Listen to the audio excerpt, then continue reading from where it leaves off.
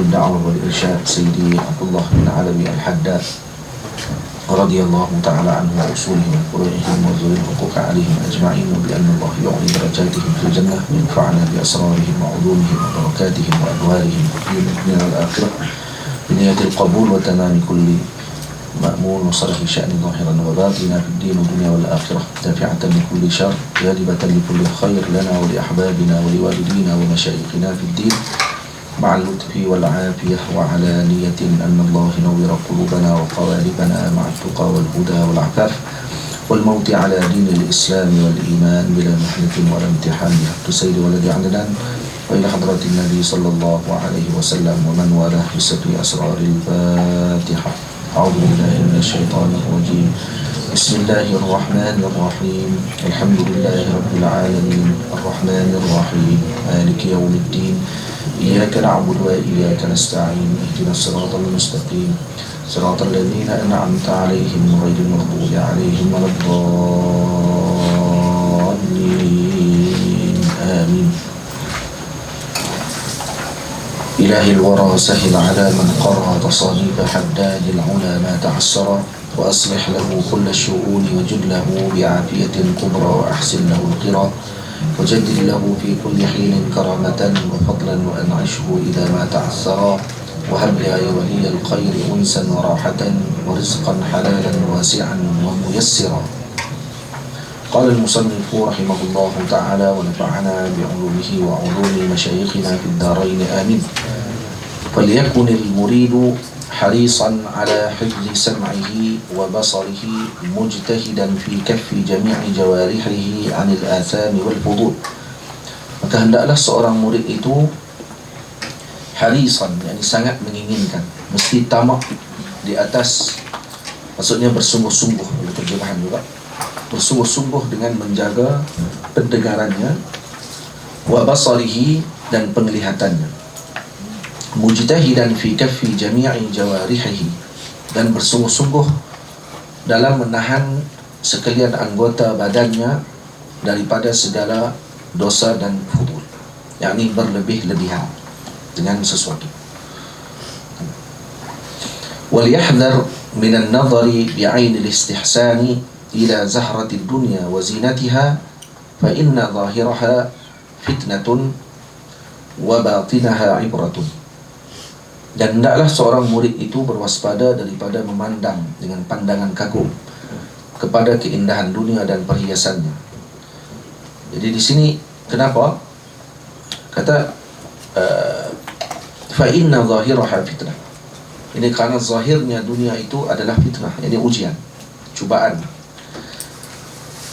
Diambil daripada perkataan fatana az-zahab. Jadi fitnah ni ujian, cubaan, ataupun untuk mengasingkan antara yang tidak baik dengan baik.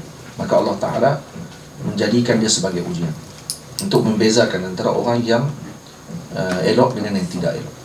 Diambil dari bahasa Arab fatana az-zahab, iaitu proses penyaduran atau proses pembersihan emas yang dilakukan dengan api untuk mengasingkan benda asing yang berada dalam emas dengan emas yang tulen.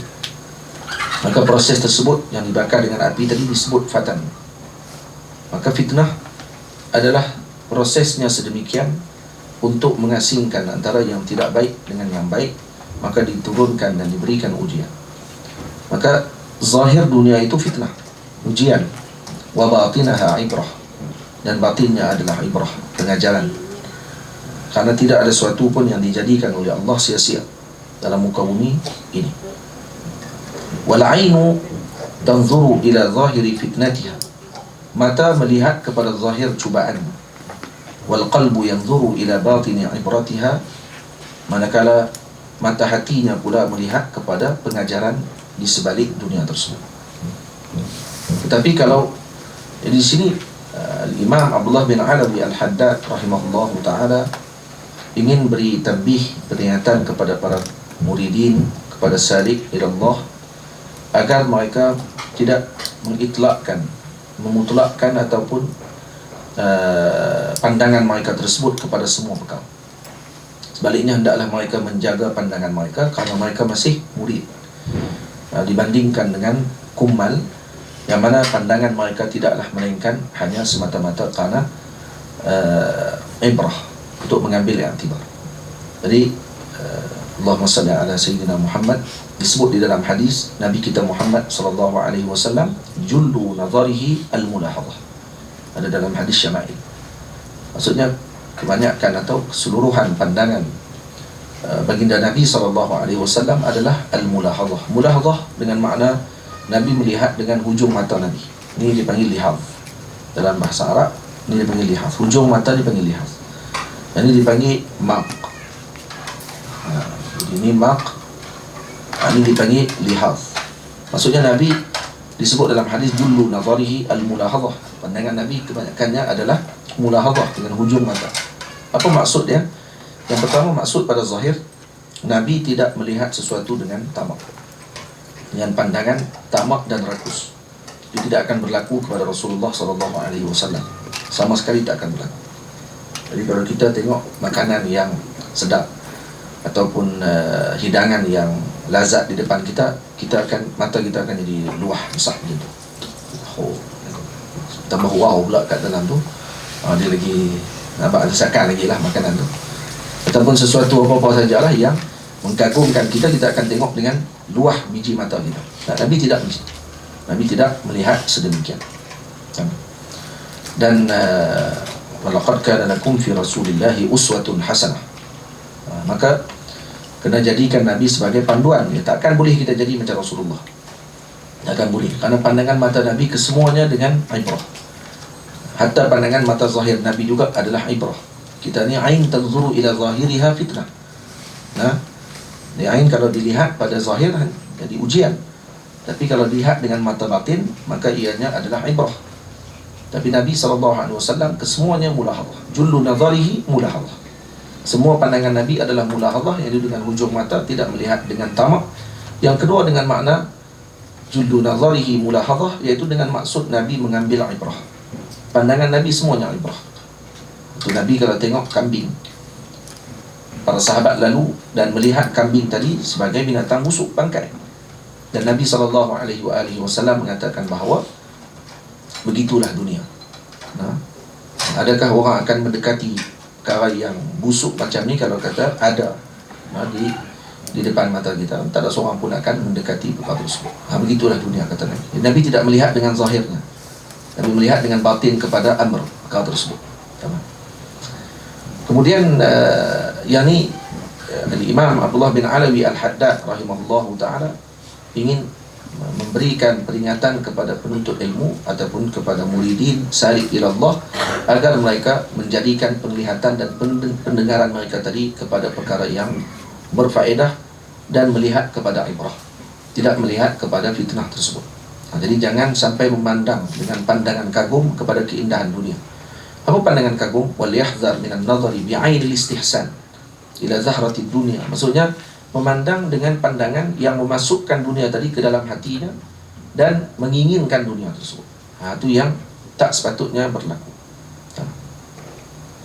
Jadi peringatan ini sebenarnya peringatan yang besar, karena ianya bermula daripada pandangan. Semuanya bermula daripada mata, maka turun ke dalam jantung hatinya dan akhirnya akan melekat di dalam jantung hatinya. Karena itu dilarang untuk kita itlaqun nazar, iaitu mengitlakkan pandangan kita, tengok merata benda, semua benda nak tengok. Hatta kalau kata tempat-tempat yang tidak sepatutnya dilihat pun tidak dilihat, tak dilihat.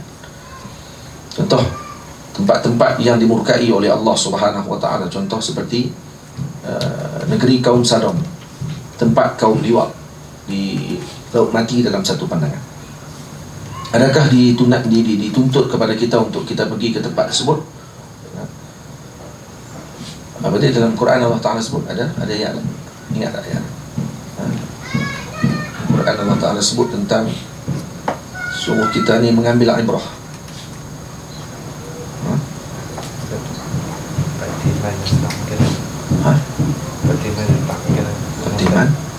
Fatiman.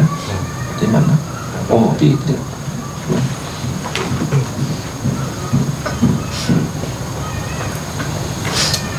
Macam mana ayat dia? Ada ingat? Afiq? Apa dia? Fasiru fil ardi fanzuru. Fasiru fil ardi, fasiru fil ardi fanzuru kaifa kana aqibatul mukazzibin. Qad qalat min qablikum sunanun fasiru fil ardi. Oleh itu mengembaralah kamu di muka bumi, fanzuru kaifa kana aqibatul mukazzibin, kemudian perhatikanlah bagaimana akibat orang-orang yang mendustakan para rasul. Ayat itu. Hadza bayanun lin-nasi wa hudan wa mau'izatun lil muttaqin. Al-Quran ini adalah penerangan kepada seluruh umat dan petunjuk kepada pengajaran serta pengajaran bagi orang yang bertakwa. Baik. Disebut apa dia? Fasiru fil ardi fanzuru kaifa kana aqibatul mukazzibin. Ada sebahagian bila kata fasiru fil ardi fanzuru. Fanzuru ada dua maksud di sini. Sama ada dengan melihat ataupun mengambil ibrah. Mengambil ibrah dengan apa yang berlaku kepada kaum tersebut. Fasiru fil ardi, mengembara kita ke tempat tersebut. Dalam hadis Nabi SAW menunjukkan kepada kita sikap dan sifat ketika melalui kawasan-kawasan yang dimurkai. Contohnya di kawasan Mina, berhampiran dengan kawasan Mina, iaitu tempat dijatuhkan, diturunkan balak kepada kaum ataupun kepada tentera Abraha, tentera bergajah. Jadi waktu turun di situ dipanggil kawasan tadi Wadi Muhassir. Kalau lalu di tempat tersebut, Nabi akan meminta kepada para sahabat untuk mempercepatkan jalan mereka, tidak berhenti singgah di tempat tersebut. Sampai lah pun tak ada buat bangunan di situ. Tepi-tepi dia ada kemah apa semua untuk orang-orang yang duduk di orang panggil apa, di tempat haji tu. Tapi di tengah-tengah tempat Wadi Muhassir tu tak dibuat sebarang bangunan. Tak buat bangunan. Tapi tepi tu ada juga lah. Surah Bala masuk dalam kawasan tu. Jadi tempat tu sebenarnya tidak boleh untuk kita, tak sepatutnya, bukan tak boleh, bukan maksudnya haram. Maksudnya sebaiknya bagi kita untuk kita mempercepatkan langkah kita, tidak singgah di tempat tersebut. Karena apa? Karena ianya dimurkai oleh Allah Subhanahu wa ta'ala. Jadi apa makna ayat fasiru fil ardi? Ada sebahagian kata iqra'us sirah, baca sirah saja, tak perlu pergi pun. Mengembara tadi bukan mesti dengan makna kamu ke tempat tersebut, baca sirah. Fanzuru kaifa kana aqibatul mukazzibin, dan kamu kena perhatikan, tengok bagi elok-elok, dan fikirkan dengan apa yang telah Allah Ta'ala turunkan kepada kaum yang mendustakan Allah Subhanahu wa Ta'ala dan Rasul-Rasulnya. Tamam? Itu maksudnya. Tak semestinya kena pergi tengok tempat-tempat. Wa kam min muridin nazara ila syai'in min zakharifid dunya famala biqalbihi ila mahabbatiha was-sa'i fi jam'iha wa imaratiha. Dan berapa ramai di kalangan murid yang memandang, nazar yakni bi'umqin, maksudnya memandang dengan termasuk memikirkan. Tidak bukan hanya ra'a saja, bukan dengan makna ru'ya, melihat semata-mata, tapi nazar dengan makna bersama dengan fikir. Ila syai'in min zaqarifid dunya, pada sesuatu yang keindahan dunia. Famala biqalbihi ila mahabbatiha, maka muyul hatinya, condong hatinya kepada kecintaan terhadap dunia.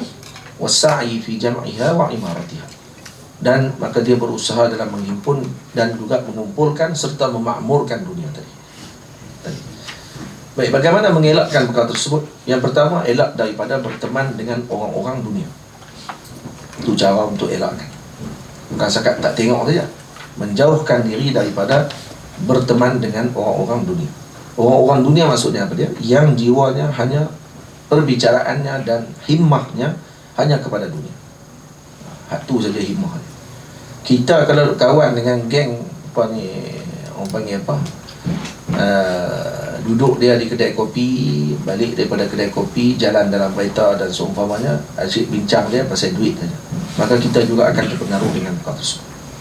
Kita kalau duduk dengan kumpulan yang jenis kaki perempuan, kat mana pun dia cari perempuan saja, maka kita juga akan jadi macam tu.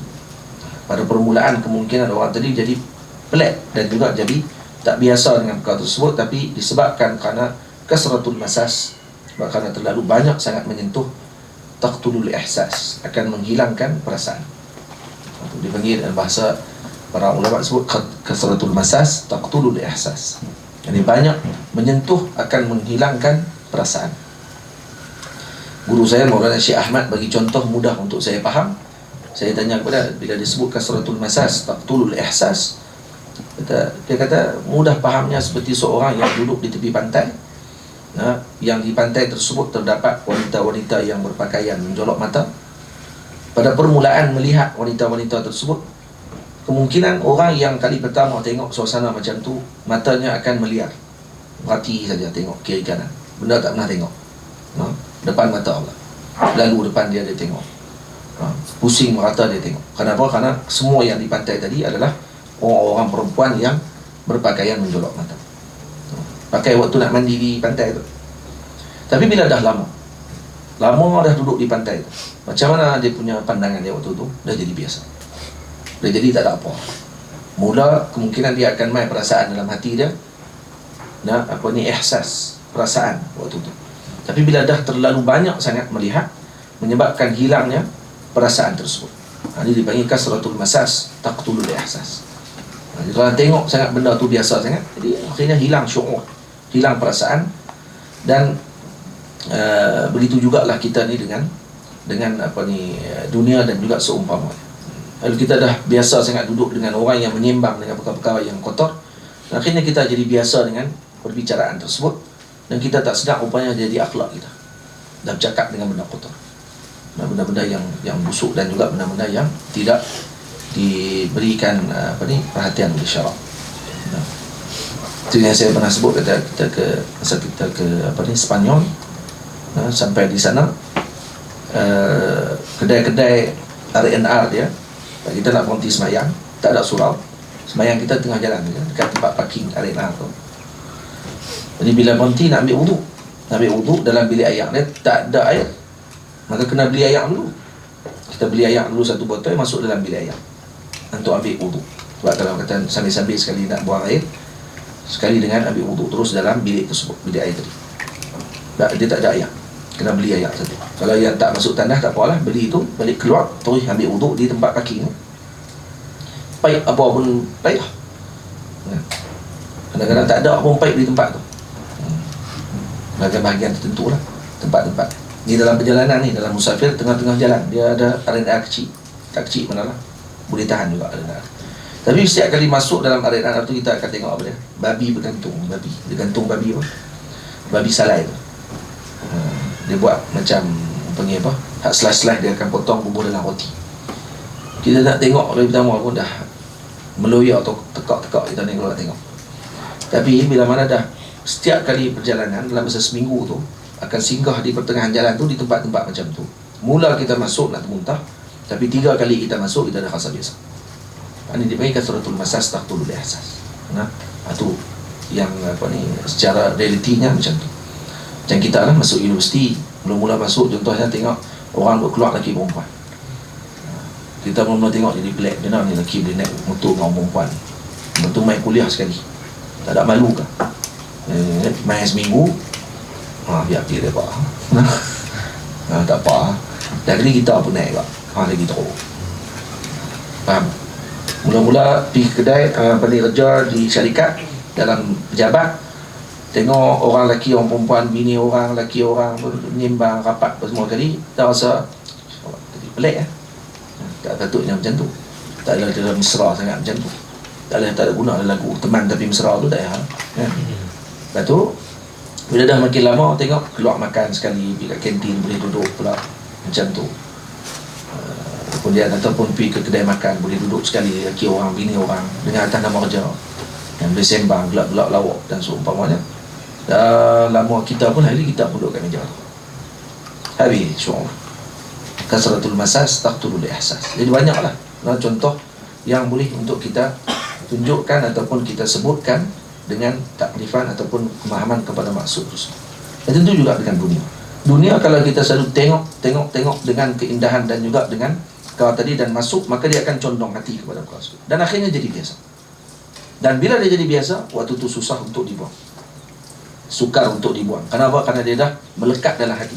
Dia dah ada tempat dalam hati. Yang Imam Abdullah bin Alawi Haddad pesan ni, agar tidak bertempat lagi dalam hati. iaitu dunia bagi duduk di hujung tangan kita, jangan di dalam hati kita. Maksudnya kalau hilang dunia tadi pun dia tak akan berasa teruk. Dia tak biasa lagi. Karena apa? Karena benda tu duduk di hujung tangan kita. Tapi kalau duduk dalam hati, maka ni jadi berat. Macam mana anak kita letak dalam hati, macam mana ibu kita letak dalam hati, macam mana ayah kita letak dalam hati. Ketika hilangnya orang-orang tersebut, maka kita akan berasa semua. Betul tidak? Betul. Kita akan berasa. Kenapa? Karena kita dah letak dalam hati. Baik. Kenapa bila kita tak ingat Allah Ta'ala, kita tak berasa apa? Karena Allah tak ada dalam hati. Itu ya. Kenapa bila Nabi SAW kita tak ingat sehari, tak berselawat kepada Nabi, kita rasa biasa saja. Kenapa? Karena Nabi tak ada dalam hati pun sebenarnya. Sebut di mulut ya. Dia tak ada berasa pedih dalam hati dia. Lepas tu Imam Sidi Ahmad Sidi Mursi radhiyallahu taala anhu, Abu Abbas Mursi, kata beliau, saya ketika mana lau ghaba anni Sayyidina Muhammad, lau ghaba anni Sayyiduna Muhammad sallallahu alaihi wa alihi wasallam tarfata ainin, kalau hilang daripada sekelip pandangan mataku daripada Nabi sallallahu alaihi wasallam, ma'adatu nafsi minal muslimin, aku tak akan mengira diriku di kalangan muslimin. Dia kata, kalaulah Nabi SAW hilang daripada pandanganku, hilang daripada hati dan fikiranku, maka aku tidak mengira aku di muslimin. Maksud dia apa dia?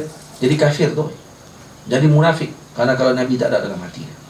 Maksud Nabi kita kata betapa Nabi itu sentiasa dalam jiwa peribadi, ingatan dia terhadap Nabi, maka akan menerbitkan kasih dia kepada Rasulullah dan menerbitkan cinta untuk dia melaksanakan dengan sunnah baginda Nabi SAW.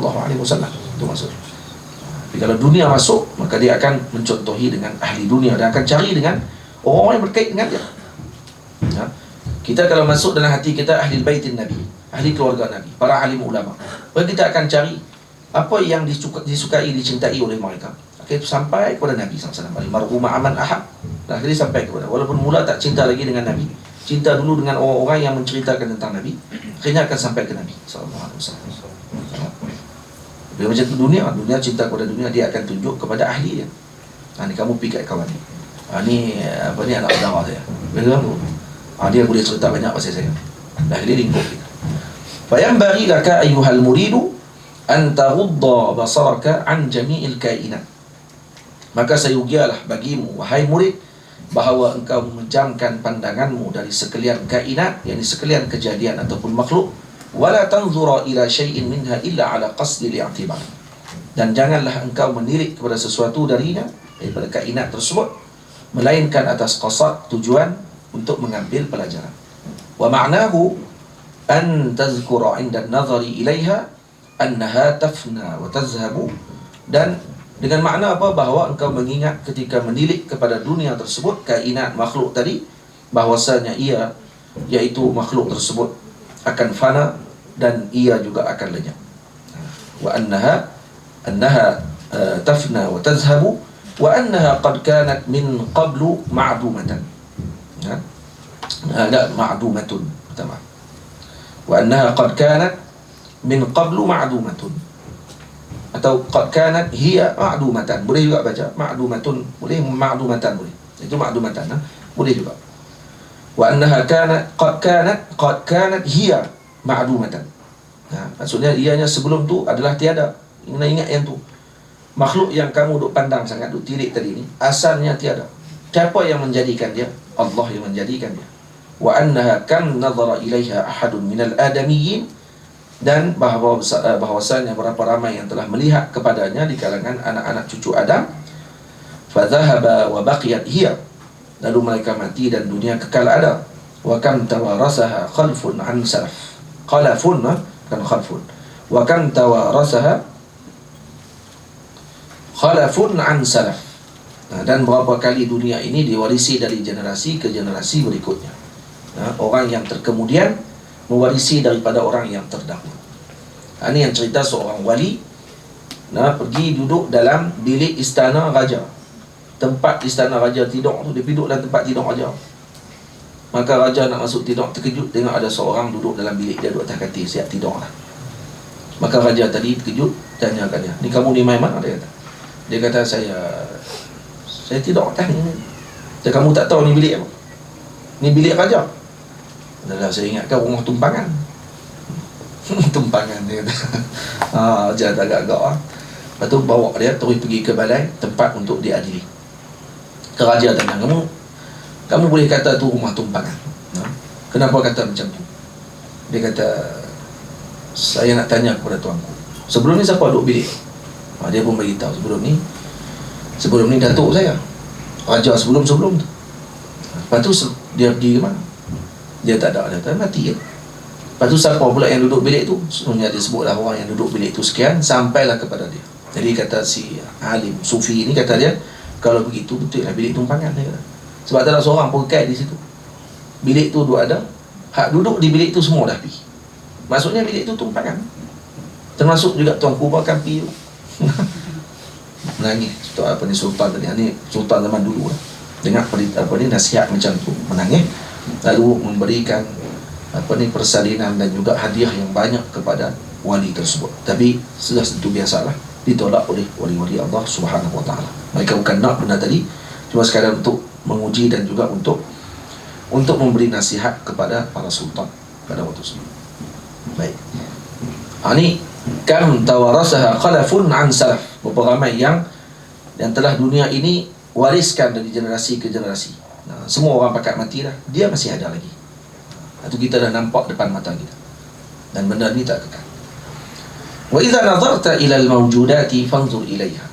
Ini kata Imam Abdullah bin Alawi Al-Haddad dalam petikan tadi ini adalah untuk memberikan ubat kepada ataupun cara praktikal ni nak dipanggil. Sebab dia ada cara yang dalam bentuk teori. Nak ajak kat kita bagaimana untuk mengenal dunia. Ini cara praktikal.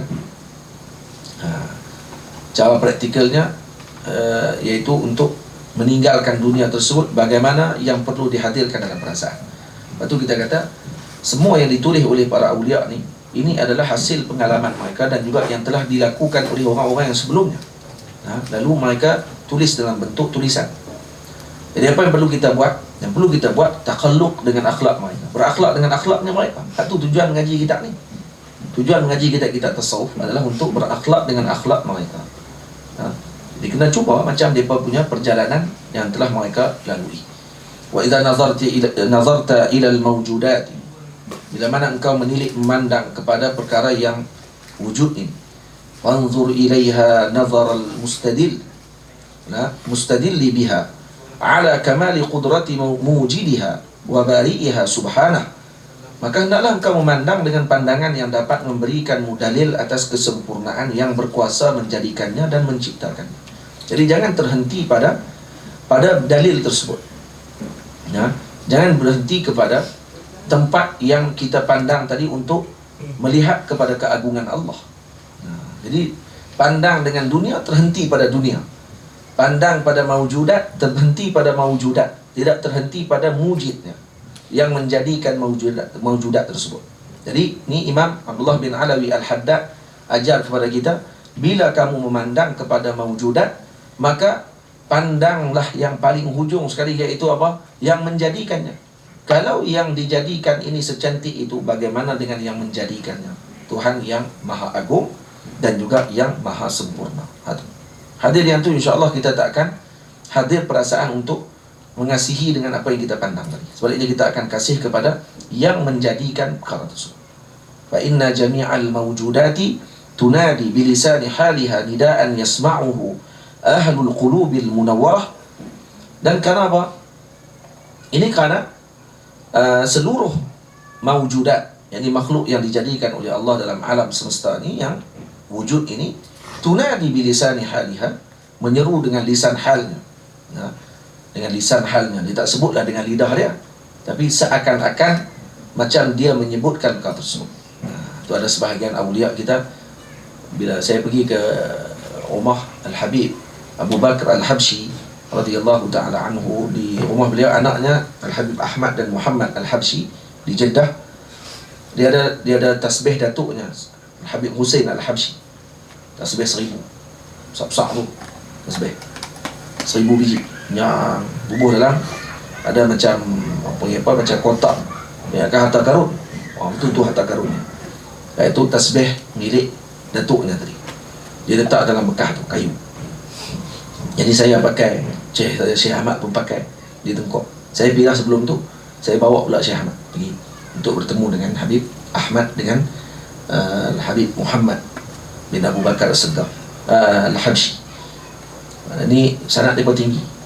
Sanad mereka antara sanad yang tinggi juga lah. Kerana beliau, ayahnya Habib Abu Bakar Ahmad, Habib Abu Bakar Al-Habsyi meninggal umur muda, 45 tahun meninggal. Dia qadi dulu di Mekah. Kemudian Nabi Abu Bakar ni mengaji dengan orang ulama-ulama besar zaman tu lah, dengan Syekh Umar Hamdan, dengan Syekh Raghib Tubbakh, dan seumpamanya ni ulama-ulama yang besar-besar pada zaman tersebut. Raghib Tubbakh, ini wali-wali ulama-ulama waktu tu di Makkah. Jadi sepengajian dengan Syekh Yasin Al-Fadani. Jadi ambil sanad yang sama lah dengan Syekh Yasin. Ada kitab dia, Dalilul Dalilul Musyir, ada kitab pasal sanad-sanad beliau. Jadi anak-anak dia yang hebatnya, dia kalau jumpa dengan tok guru, dia akan minta ijazah sekali kat anak dia. Bukan dia minta kat dia saja, dia akan minta sekali kat anak dia. Anak dia waktu tu yang masih kecil, Ahmad dengan Muhammad. Maka mereka pun dapat sanad juga sekali, dalam kitab tulis sekali. Maka sanad mereka jadi tinggi lah, waktu mereka besar. Macam anak saya Muhammad Abu Nuh, bawa kita bawa jumpa dengan masyayikh, dia pun dapat sanad sekali. Dia pun dapat agak duk main orang-orang apa pun, naik gerek pergi merata tu, sanad dia tinggi. Kalau kata zaman dia di, kalau lah dia doa lah moga dia jadi orang yang akan meneruskan perjuangan walid dia. Tapi kita tak boleh duduk ni sangat, duduk atok sangat. Tu kita kena serah ke Allah Ta'ala. Sebab anak-anak tok guru ni yang diuji oleh Allah. Biasa betul? Anak tok guru ni sebanyak diuji, kata Imam Abdul Wahab Sya'rani. Kenapa? Kerana ayah-ayahnya suka mengatur anak dia, tinggal Allah Ta'ala. Dia rasa dia yang atur. Kenapa? Hak yang ayah tu pernah boleh jadi sebabkan kerana ayah kepada hak tok guru tadi ni kadang orang biasa.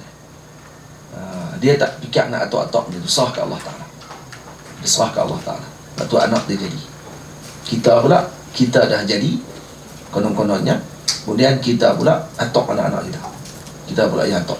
Kena jadi macam ni, kena pikuk sini, kena jadi macam ni, kita yang atok. Yang ni sebenarnya Sidi Abdul Wahab Sya'rani pesan pada permulaan muqaddimah kitab dia. Lepas tu dia kata, awal-awal lagi dia kata, banyak yang diuji. Hatta beliau, dia pun diuji oleh Allah. Kerana dia harapkan anak dia boleh ganti dia. Tengok tak, anak dia tak minat dengan ilmu. Satu malam kata dia, saya bangun malam solat tahajud, saya angkat tangan, saya kata, ya Allah, saya serahkan anak saya kepada kamu, ya Allah. Maksudnya urusan dia diserahkan kepada kamu, aturlah dia macam mana. Esok pagi dia tengok pegang kitab lah, Abdul Rahman, nama anak kepada Sidi Abdul Wahab Sya'rani, pengarang Lawaqih Anwar, kita akan baca tu ya. Jadi dibawanya kitab, dia mengaji dan jadi alim selepas tu. Jadi alim besar selepas. Jadi kena kita ni, kalau ni duk mengaji ni, santri-santri duk mengaji, kita yang jadi guru dan seumpamanya pada masa akan datang, beringat sungguh-sungguh benar ni. Beringat. Nanti kalau ada anak, kita serah anak kita tadi kepada Allah saja. Tak perlu kita nak atur-atur anak kita, nanti takut tak jadi apa. Kerana kita menganggap kita ni ada haula wala quwwah. Kita sebutlah haula wala quwwah, tapi dalam lisanul hal seakan-akan kita nak menyebut kata lanal hal, lanal haul wa lana quwwah. Kita pun ada daya kekuatan juga nak atok anak kita. Lah kali Allah uji. Lepas tu nak kena beringat selalu. Bukan kata dah tu biar anak kita. Dah kata tak payah buat apa lah, biar pi kat dia. Nak biar pi. Nak kawan kata apa, pi kawan. Tak, bukan tu maksud dia. Maksud kita ni dalam hati ni, duk anggap kata ni mesti kena macam ni, mesti kena macam ni. Tu yang Allah Ta'ala akan uji. Dan moga-moga Allah Ta'ala menjadikan ibu ayah kita sebagai orang yang tidak berperasaan sedemikian.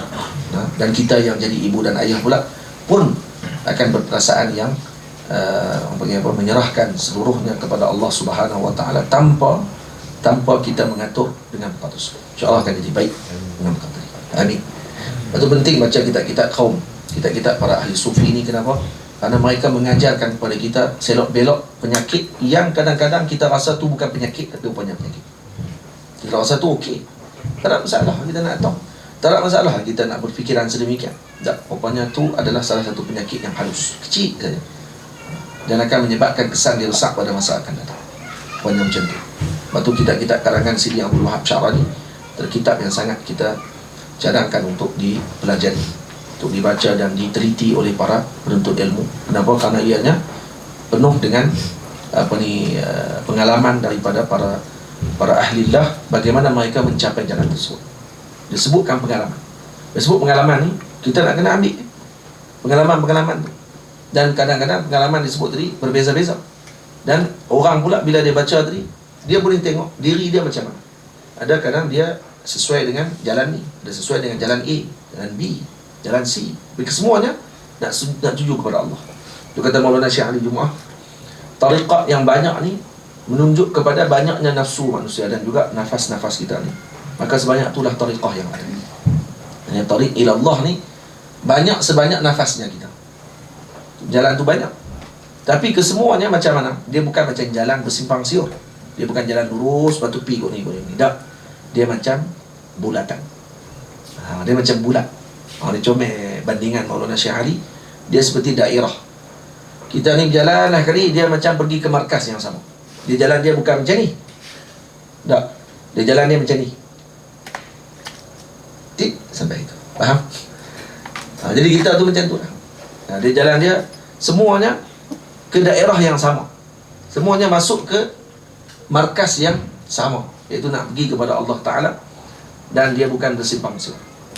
Dia seperti bulatan. Akhirnya kadang bertemu juga dengan bulatan yang sama. Dia macam tu kita punya pergerakan kita di dalam jalan menuju Allah Subhanahu Wa Ta'ala. Kerana ada orang tanya, kenapa tarikat banyak sangat? Ada beza ke tarikat banyak? Itu dalam hadis, dalam Quran ni Allah Ta'ala sebut apa dia? Lanahdiyannahum subulana, apa dia? Walladzina jahadu fina lanahdiyannahum subulan. Subul jamak kepada sabil. Walladzina jahadu fina, siapa yang berjihad pada kami, kata Allah, lanahdiyannahum subulana. Kalau tak sebut lanahdiyannahum sabilana, Allah Ta'ala kata lanahdiyannahum subulana, jalan-jalan kami. Mana jalan ni banyak, nak sampai kepada Allah. Baik. Kemudian saya nak cerita tadi pergi rumah Habib Ahmad tadi, Al-Habsyi. Di rumah dia ada buat satu syair. Syair tu tulis pasal tasbih 1000 tu. Hak Tok Wan dia tu. Siapa yang tulis tasbih tu? Saya rasa Habib Ahmad, kerana dia juga penyair. Dia tulis syair tadi dan diletakkan di dinding rumah dia, buat frame. Syair tu cerita pasal lisanul hal tasbih tersebut. Cerita macam seakan tasbih tadi sedang bercakap, seakan tasbih tadi sedang berbicara dengan orang. Maka dia pun tulis syair tadi seakan-akan tasbih tu sedang bercakap. Cerita lah pasal keadaan dia macam mana, bagaimana dia dengan kenapa dia disusun, dijadikan dan seumpama. Begitulah. An-nadhiruna bi nurillahi an la ilaha illallah al-azizul hakim. Ya, seakan-akan maujudat ini menyeru dengan lisanul halnya akan seruan apa?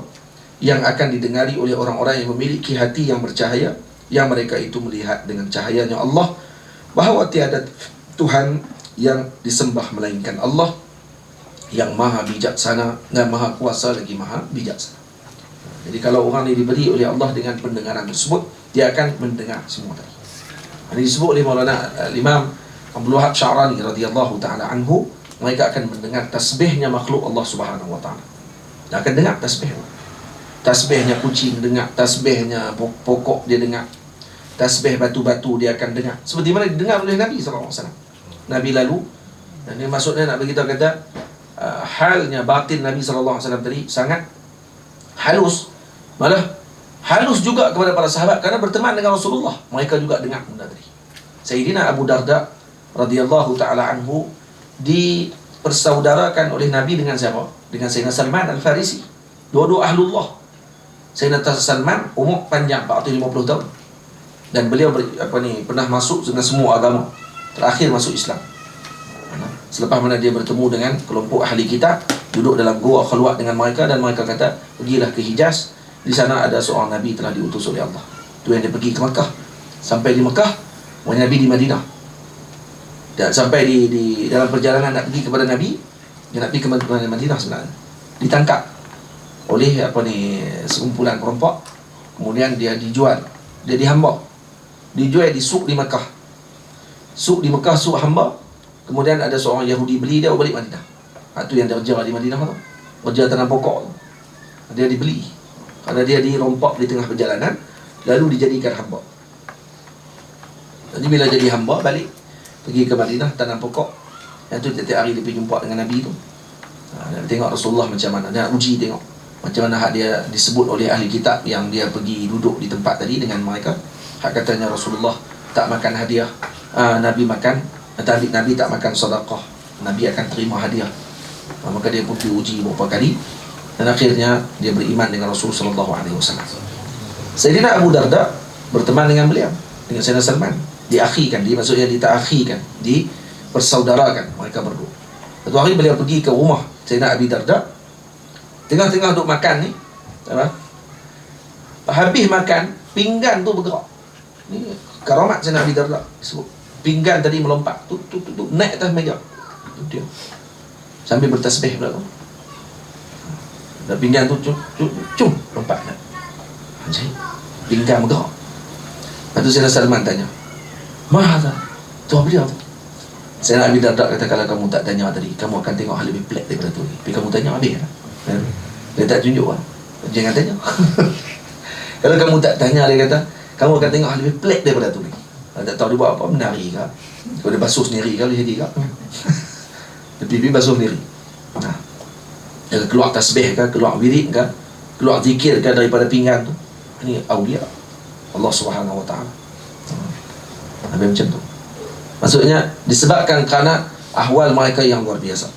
Ni disebabkan kerana batin mereka yang sangat halus dan juga bercahaya, terkesan sekali dengan kainat yang ada di keliling mereka. Terkesan sekali dengan pinggan-pinggan dalam rumah pun terkesan. Jadi macam wali juga dia buat. Pinggan pun boleh pinggan tak boleh cakap pun boleh bercakap. Jadi karamat. Boleh. Sebab tu orang-orang yang diberi patah hatinya, dipercahaya oleh Allah Ta'ala, dia akan melihat dengan cahaya tersebut bahawa seluruh kainat ini, mawjudat ini, tunadi bilisani haliha, seakan mereka akan menyebut la ilaha illallah al-azizul hakim. Sebab tu jangan pelik dengan benda-benda itu. Ada orang bila cerita macam ni, dia buat pelik. Sebab tu orang yang mengaji kitab-kitab macam ni, dia takkan pelik dengan benda tu. Kenapa? Kerana ni dalil kepada bersihnya hati. Sayyidi Syekh Badi'uz Zaman Sa'id Nursi pernah saya baca dia punya satu tulisan dia. Dia terfikir tentang wiridnya kucing. Kenapa kucing ni selalu dekat sangat dengan orang Islam? Dia dekat semua dengan orang yang beriman. Dan Nabi SAW sendiri pun menyebut, kata humut tawafun, ini yang sering berada, berpusing, berkeliling di kalangan kita. Kalau anjing pula dekat dengan orang-orang yang bukan Islam, tapi kucing dekat dengan kita. Jadi bila dipikir tentang masalah tersebut, dia satu hari duduk di taman dekat dengan Turki, tiba-tiba mai seekor kucing kepada dia. Kucing tu sebut apa? Ya Rahim, Ya Rahim. Miau tu Ya Rahim. Dia terkejut tengok, ya betul ni, ya. Kucing tu tengok macam dia tak nak percaya. Kucing tu pi pula panggil kawan-kawan dia, mai ramai-ramai, sebut Ya Rahim, Ya Rahim. Oh tahu rupanya ni zikir kucing. Ni tak apa, ni mengaji kan. Dia jadi masalahnya kalau orang pikat lah ni, pipuh dalam umum, lepas tu kata tengok zikir kucing pula dah. Dalam Quran Allah Ta'ala kata apa? Masa tasbih seluruh kainat. Ada tak dalam Quran? Apa ni Ilhamuddin? Dalam Quran Allah Ta'ala sebut. Salah saya tak hafal Quran tu. Saya tahu tak mana tu cuma apa ni, anak-anak murid dia pula hafal Quran, bila tanya tu jadi melabah habis semua. Kadang dia pun ingat jadi bila ditanya, biasalah saya pun pernah mengaji depan Tok Guru, kalau Tok Guru tanya dah lupa semua. Lepas tu terus yang lebih sedih lagi, Tok Guru kata kami tak ingat. Padahal kami ingat sebenarnya, tapi depan Tok Guru kami lupa. Saya ingat, tapi depan Syekh saya tak ingat. Dia tak ingat tu. Syekh kata tak ingat, Allah lagi dia sedih. Kita lah sedih, kita kata dah hafal dah tadi ni, bukan main lagi apa Nabi kelas tu. Dia tengok Syekh tanya terus lupa. Jadi terkaget dia balik. Ingat dah? Tak ingat je. Kita cerita, dia duduk tengok muka kita macam mana. Muka kita ni mushaf, no? Tu Maulana Al-Imam Syekh Saleh Ja'fari kata guru kami Syekh Fatih Hijazi dalam pengajian kitab Qatrun Nada dengan beliau di di mana, di Madhiyafah Syekh Ismail Sadiq Adawi di Mesir. Satu hari dia cerita, dia kata Sidi Saleh Ja'fari dia ada belah kucing. Satu hari dia balik daripada Masjid Azhar, tengok ada kucing duduk tepi jalan. Kesian kat anak kucing tu, dia pun balik rumah. Belah. Cari-cari, sambil-sambil cari hayat tu. Ilham, tak apa lah. Terus tengok di sini. Kemudian bila dia bawa balik kucing tu sampai ke rumah, dia hari bagi makan lah. Bagi makan, bagi daging, bagi makanan kucing, semua lah. Macam orang tu buat biasa lah. Satu hari Syekh balik, kucing tu dah besar lah. Balik sampai di rumah, kucing tadi main macam biasa lah, main duk kelinting kat kaki tu. Duk kelinting kat kaki nak minta makanan. Syekh pun kata, dia kata kat kucing dia, minta maaf semua, dia kata, hari ni aku tak ada nak bagi makanan kepada kamu. Aku tak ada nak bagi makanan kepada kamu. Sebut macam tu. Pas sebut macam tu, kucing tu diam, tengok dia. Lepas tu kucing tu keluar. Tak lama waktu Syekh duduk atas kursi, duduk berehat, mai kucing tadi dengan tikus di mulut dia. Dia tangkap tikus sekok. Lepas tu dia letak depan Syekh. Tikus tu dah mati lah, dah jadi bangkai lah. Dia main-main letak depan Syekh. Terus Syekh kata apa? Fahim tu. Seolah macam kucing tu sedang bercakap dengan guru dia. Dia nak kata apa? Wahai tuanku, bukan kamu yang bagi rezeki, Allah yang bagi rezeki. Kamu silap sebut tadi. Aku tak boleh bagi makanan, bukan kamu bagi, Allah yang bagi. Tengok kucing jadi wali ya. Sebab apa? Sebab duduk dengan wali. Kucing jadi wali.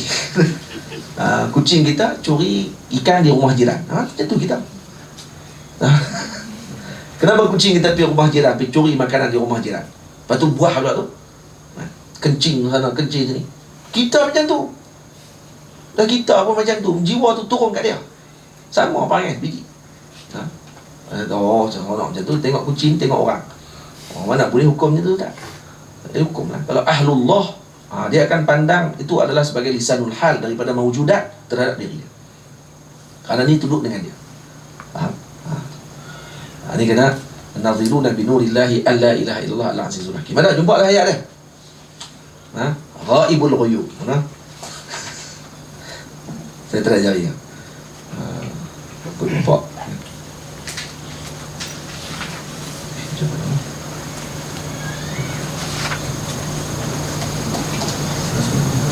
Mana ya? Ada?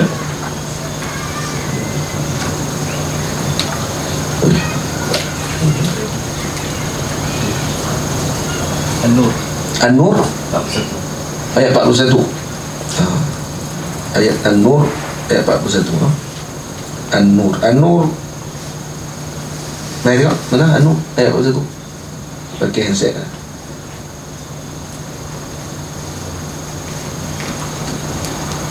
Ada kesian kan saya jangan suruh saya dekat mana orang bujang kan. Dia kalut. Alam tara anna Allah yusabbihu lahu man fis samawati wal ardh.